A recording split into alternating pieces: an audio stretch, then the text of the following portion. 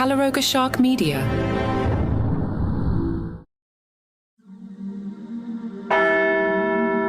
CBS News looked into one of the important issues of our time. What was the Pope's Wawa order?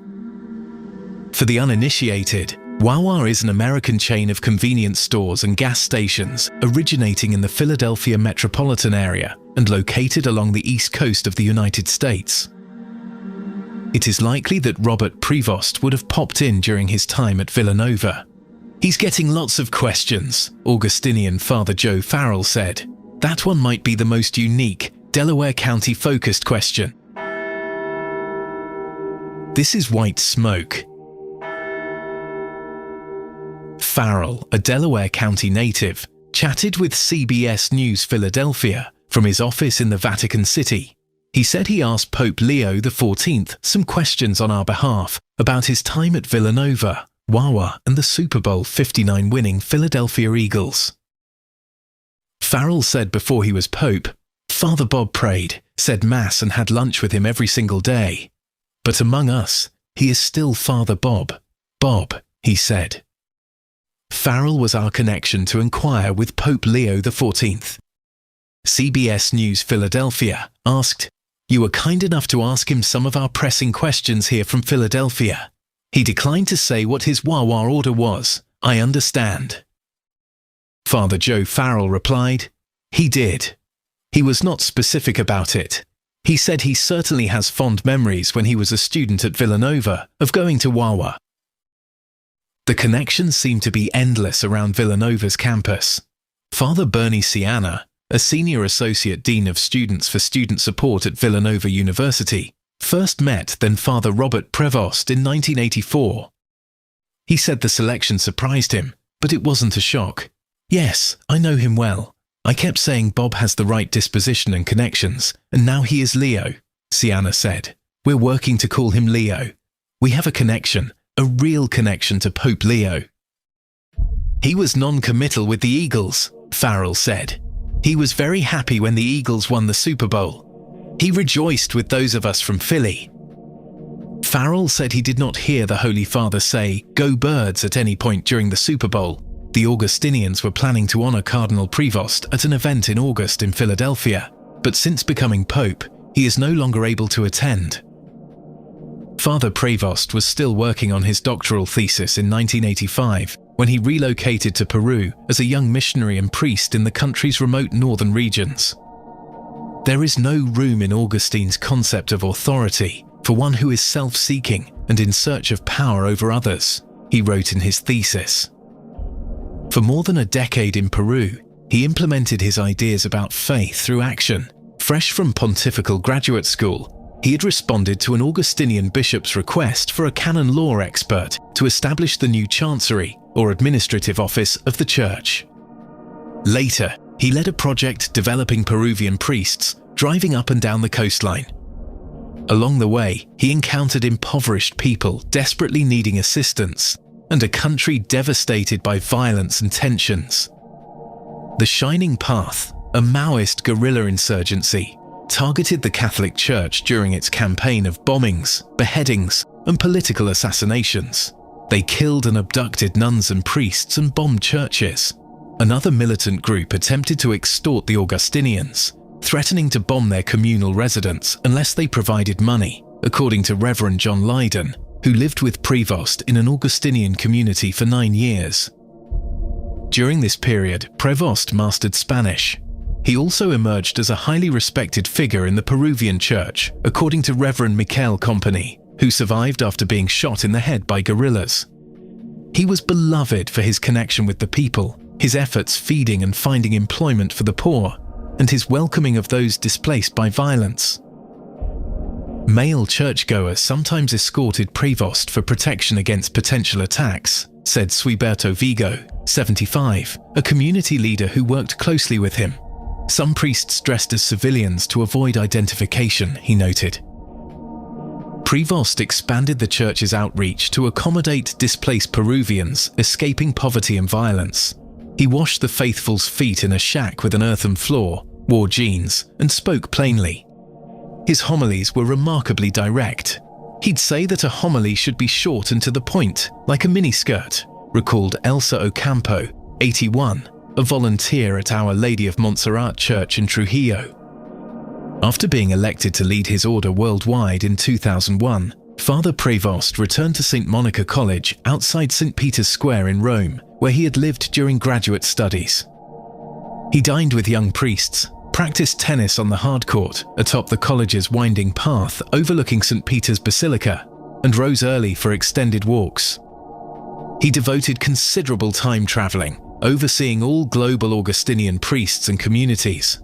The future pope, who as a college student had loaded friends into his car at 2 a.m. for a 13-hour drive from Villanova to Chicago, enjoyed the long solitary journeys from Brisbane to Sydney in Australia. Rather than taking a quick flight to Spain, he drove the entire distance from Rome, traversing France and staying in roadside accommodations. When visiting Germany, he made stops following Martin Luther's footsteps, an Augustinian who departed from both the order and the church, initiating Protestantism. He travelled extensively, sometimes making multiple visits to the same regions.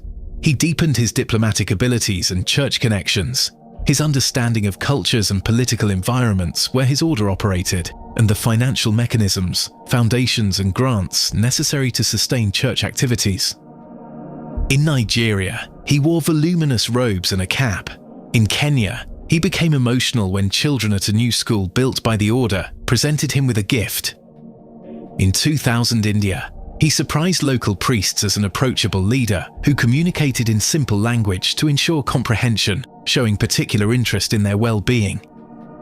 He made a point during travels to sample local cuisine, such as balut, a fertilized duck egg in the Philippines that he said took him 3 days to digest. He would eat anything. He was not picky, according to Reverend Luciano de Michieli, who accompanied Prevost for years, and whenever possible, he drove.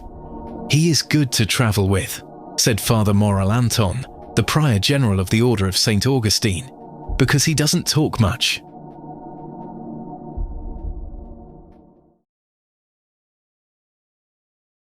Following Pope Francis's passing in April, Vatican officials sealed the papal apartments within the Apostolic Palace according to ancient ritual, symbolizing the vacant papal throne while securing personal documents and belongings. With Pope Leo XIV's recent election, these seals were ceremonially removed. The apartments have remained unoccupied for a full decade, as Pope Francis chose to maintain residence in the modest Vatican guest house rather than the traditional papal quarters. The Apostolic Palace, also known as the Papal Palace, represents the traditional pontiff's residence and stands as an architectural masterpiece dating to the 15th century. Architect Donato Bramante designed the structure during the High Renaissance period, though it became the official papal residence during the 17th century. This magnificent complex houses numerous papal offices, world-renowned museums, the Vatican Library, and multiple chapels, including the celebrated Sistine Chapel. Positioned directly above St. Peter's Square colonnade, the palace features the iconic window from which the Angelus prayer is traditionally delivered. The enormous structure contains approximately 1,000 rooms, encompassing sitting areas, study spaces, bedrooms, and even a medical clinic. Pope Leo XIV appears to share his predecessor's perspective regarding residential simplicity. Pope Francis famously embraced modest living arrangements in Vatican guest house accommodations, rather than accepting the palace's luxurious offerings.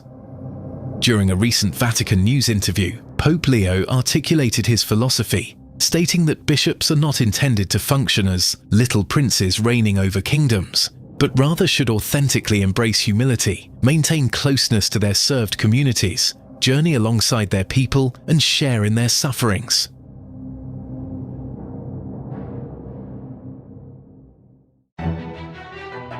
There's always something brewing behind palace walls, whether it's Prince Harry and Meghan Markle making headlines from afar, or Prince William and Princess Catherine quietly preparing for the future throne. I'm Mark Francis, and on Palace Intrigue, we cover every twist, turn, whisper, and wink. From royal drama to daily gossip, follow Palace Intrigue wherever you get your podcasts. You know the silhouette. The Squint, the voice that cuts like a blade. Clint Eastwood isn't just a movie star. He's a myth, a mayor, a cultural fault line, and maybe the last great American icon. Eastwood Reloaded tells his story one chapter at a time.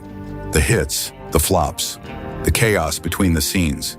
Because legends aren't born, they're built. Eastwood Reloaded. Listen now wherever you get your podcasts.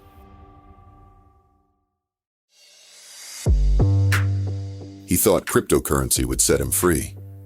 Instead, it made him a target. Alessandro Romano flew to New York for a business meeting with his former partner. What he found was an elaborate trap. A luxury apartment turned torture chamber, where digital dreams become real-world nightmares. For 17 days, he endured unimaginable torture. His captors wanted his Bitcoin passwords. They had police protection. They had done this before. This is the true story of friendship turned to betrayal, innovation turned to exploitation, and one man's fight for survival against a system designed to break him. Crypto Kidnap. Available wherever you get your podcasts.